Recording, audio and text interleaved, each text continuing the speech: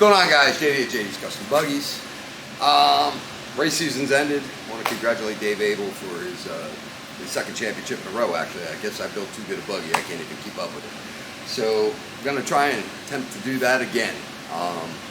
So what I have here is a Manco Helix, and basically my season is just beginning because I've got a couple builds that I need to get done by basically the new year, and this will be the first one on the table. So give you the backstory on it.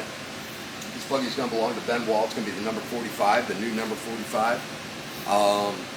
Ben actually brought this to me last year, but it was too close to season and I had too many projects going on. So there was no way I was going to be able to get to this, but he wanted to race. So the old number 7 came up for sale, and which was the carbide build that you find on the YouTube channel. And he went and scooped that up so he could actually get his feet wet and race this year. And with the agreement that as soon as the season's over, this will be the first one we start working on. So basically an American Sportworks or Manco Helix, depending on what year it is. Originally it was a Manco cart, and then American Sportworks acquired Manco, and I think they threw this out as basically their first GY6 buggy before they started building GY6 buggies. And then they came out with the Carbide, Quantum, Zircon, and a couple other buggies. They all utilize the same motor, which was the internal reverse motor. That is pretty much the same motors that you'll find in like a Trailmaster or a Hammerhead. We are not going to use that motor. We're just going to go with an old school GY6. I'm going to see if I can utilize the old swing arm and either do something with the axle and the rear mount and see if that motor, we can get that motor to line up and basically line up with an axle so we can utilize the swing arm. And then if we can't, I'll come up with plan B. As far as the front end goes, we're going to lop all this off basically from this floor pan thing that sits behind the pedals. I want to keep this contour. I kind of like the shape of it, but everything in between there is going to get cut out, and then I'm going to redo and customize a new front end for it.